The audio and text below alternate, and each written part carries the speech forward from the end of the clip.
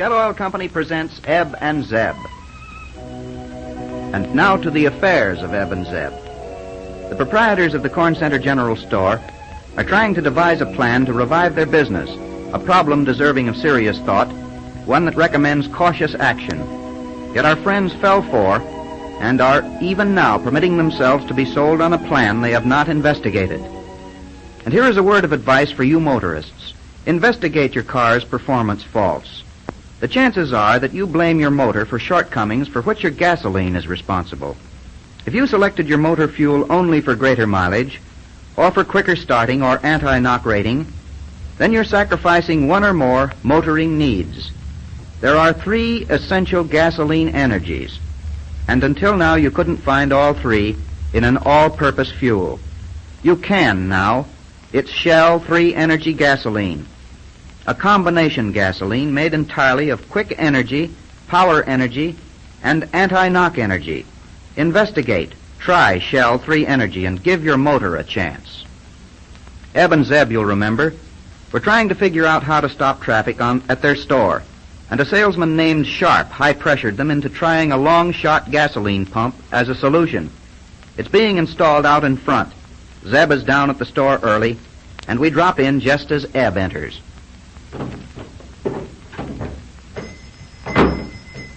Well, it's about time you was getting to work. You know what time it is? It's darn near 8 o'clock. Well, I couldn't help it. It was that dad-ratted alarm clock at our house. It was set for 6. And that's the reason you're late, huh? Because the alarm clock was set for 6. Yeah. You see, there's 7 of us in the house. Oh, there you go. All is full of excuses. If you had any ambition, you wouldn't need any alarm clock. I ain't got no alarm clock, and I'm here every morning at 6 o'clock, right on the dot. 6 o'clock, huh? Yes, 6 o'clock. And I get up at 5 o'clock, because I got ambition. You don't get up at 5 o'clock because you got ambition. No? Then what do I get up at 5 o'clock for? So as you'll have a longer day to loaf in. The reason I can wake up at 5 is because I get to bed at a decent hour and get a good night's sleep. I was in bed last night at 8 o'clock. And you'd be a darn sight better today, better off if you'd been too, if you ask me. I was in bed at 8 o'clock, but I couldn't sleep. And what's more, it was all your fault. My fault? My fault that you couldn't sleep, huh? Yes, sir. That darn cat of yours kept me awake half the night, squawking and yowling. You ought to do something about it. Yes, I suppose you think I'm going to get rid of a swell mouser like that cat is just on account of you. Well, I don't ask you to get rid of her, but you might have her tuned. Well, all right. Don't stand there gabbing. Grab that broom there and sweep out. Oh, all right. Sweep, then you gotta dust. Enough to make a fella sick. Sweep and dust, sweep and dust. I've been a-dusting that there pie off for every morning for the last 6 weeks. Oh, quit your crabbing. If we don't sell it pretty soon, it'll be dusty that we'll have to eat it ourselves. Well, we'll sell it. I think we ought to get our pies from another baker anyhow. That there baker we take from don't know how to bake pies. Don't know how to bake pies? You're crazy. He baked pies before you was born. Yeah. I reckon that pie must have been one of them. Say, what in tarnation are you doing there? I'm taking the screen out of this window here. Taking the screen out of the window? Well, now, what are you doing that for? I want to let some of the darn flies out. Oh, never mind the flies. You just stick to your sweeping and get into them corners. Clean them out good. We got to get this place slicked up here. Oh, all right. But if you was down here so early, why didn't you sweep out yourself? I was busy. I was talking to a feller. Yeah. All is shooting off your mouth. I wasn't. I was talking business. Shooting off my mouth ain't one of my weaknesses. I say it ain't. Of course it ain't. It's one of your greatest accomplishments. Oh, is that so? Well, you know who I was talking to? Who? Who was it? The fella that drives a long-shot gasoline truck. He stopped to fill up our pump with long-shot gas. Why, is the pump all ready to use? Certainly it is. We're going to be having a lot of customers in here today. Bet we won't. Well, I bet we will. We won't. We will. We won't. We will, I tell you. We're going to have more customers in here than you can shake a stick at. Well, I ain't seen no car stop in front of the place yet. Well, give 'em time. Give 'em time. Wait till the traffic begins to pick up. There's plenty of traffic going by now. Yes, and dang it, there's a car stopping. See? What'd I tell you? Come on now, get ready to give him some service with a snap. You mean the ginger snaps? No, dang it. Get up on your toes. Get up on your toes. See, what do you think I am, a toe dancer? I mean, look like you had some sense. Rush up to him. Find out what he wants. Ready now, here he comes. Howdy, Mr. Shucks. It's only Mr. Sharp. Well, hello, boys. How do you like the gas pump? Oh, hello, Mr. Sharp. The pump looks darn slick. I was just driving by on my way to the city, so I thought I'd drop in and tell you how to operate it. Shucks, there ain't nothing to operating a gas pump. Well, no, not to operating an ordinary gas pump. But you see, our long-shot gas pump is a very special kind of pump. It's what you might call a super pump. Oh, for pumping soup? Exactly, for pumping soup. No, I mean it's built to give a very special kind of service. Now, this pump is constructed with the precision of a German watch, the finest watch made. Yeah, but the finest watch made ain't German. Why, certainly it's German. It ain't neither. You Well, maybe you're right.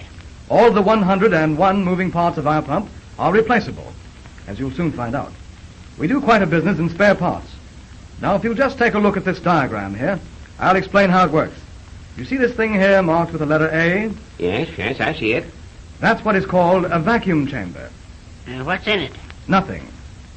Now, when you turn this crank, marked B, it causes this camshaft, marked C, to revolve, which in turn closes this valve, marked D, and causes this plunger, marked E, to rise. Yes. And when the plunger rises, it creates a vacuum in the chamber.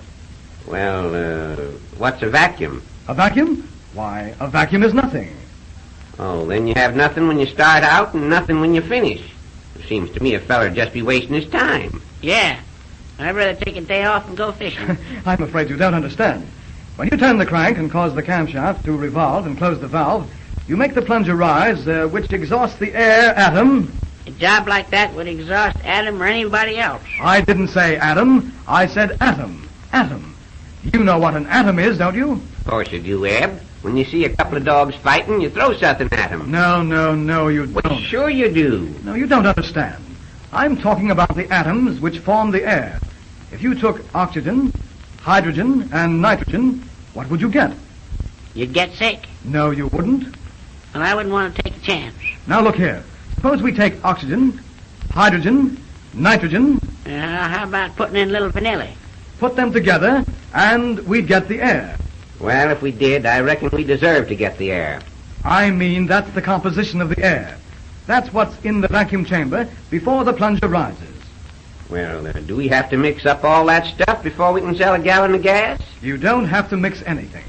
The point that I'm trying to make is that before the plunger rises, the vacuum chamber is filled with air, atmosphere, the thing that buoys you up.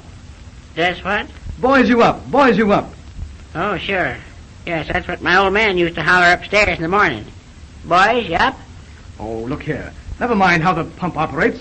All you have to do is turn a crank anyway, and you won't be doing that very often. Come on outside and we'll try it out. Yes, on, I'd let's like go to right see how on. the thing goes. I don't like the color of it very well. Oh, here you are. Think it's simple to operate This all pump right. has a couple of special attachments on it. I don't care for the color of it. What is that you said about attachments on it? I said it had a couple of attachments on it. Oh, yes. You know, the sheriff put one of those things in our store once. Well, stick with long-shot gas and you'll have another one. Oh, let me see. What was I saying? Oh, yes. Those special contrivances.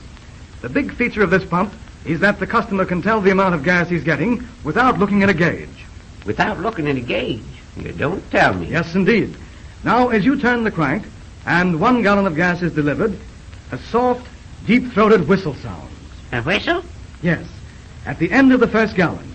At the end of the second gallon, there comes the mellow notes of chimes. And at the end of the third gallon, the song of an oriole. Well, what happens after that? Oh, then it starts all over again. You see, you keep the customer entertained while you're selling him gas. With long shot, you've got to. Now, let's try it.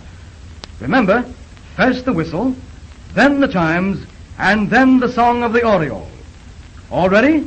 You try it, Eb. That's right. Just turn the crank. There she goes. 1.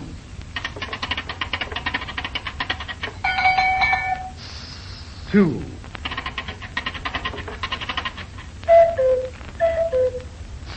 3. And there you are. Well, I'll be dad-durned. Hey, that's right slick at that.